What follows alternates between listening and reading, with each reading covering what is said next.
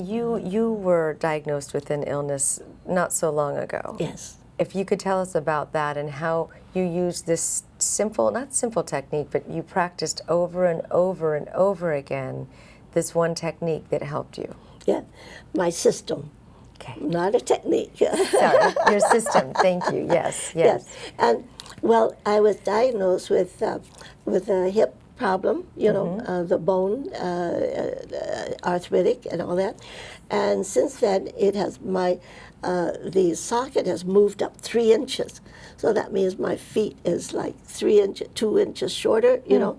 So I could be walking with a limp, but I have, with practicing the exercise and my mind, I set it that I'm going to walk this way. I feel that I'm walking straight instead of limping like this, you know.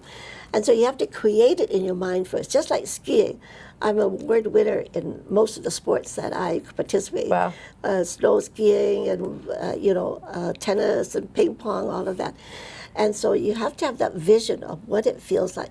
So when you go skiing, you in bed, you go down, up, down, you know, over the moguls and all that. And you feel your body go that way. So in healing, it's the same way. You feel what it's like to be perfect. And then in your mind, you feel what it is to be perfect. To be whole. Exactly. And if you want to move smoothly, in your mind, you have to see and feel yourself moving like this instead of like this, you know? Okay, does that make sense? The feeling is a very important part.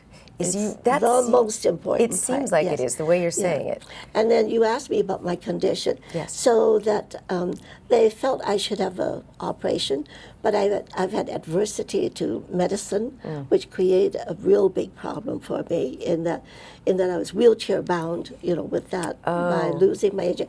And I had surgery near my throat, and it paralyzed my vocal cord. Oh, my goodness. And they said, you'll never have a voice again. That was in 2015. And so I said, no, I will, because I work with people who have cancer and Parkinson's that have no voice. And I said, that's one of my specialty. So as imperfect as I am, I practice what I can as perfectly as I can. That's a great message right there. And now you can hear me. Yes, yes. 3 years ago, you couldn't even hear a breath sound. And I am now walking without my walker at home. But I take my walker because just to be safe and to carry things, you know, and et cetera. And I can walk up and down the stairs 6 times, 16 steps, you know, in one stairway. Oh, my goodness. And that's where I'm at now. And they said, wow, you look great, you know.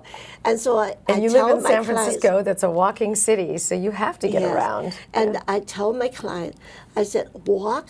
And that's very important. Walking and how you sit and how you stand is very important to avoid back problems. Okay, I was just going to ask you about that. Pain in the hip, and etc. Okay, so but to finish my situation is that in practicing what I preach, I have managed to move through this. So I hope I am a model for people. Yes. And I am. You know how old I am? No, I never talk about it. I wanted to ask, but I didn't. I didn't want to. Before I got sick, I never did want to talk about it because I work with children, and they're dear. And as soon as they hear you're over 45, they say, "Oh," and they start being, you know, rigid, you know. So now I ask everybody. I said, "You know how young I am?" And I'm 85, going on to 86. Oh my goodness! Yes, September 28th. Yeah.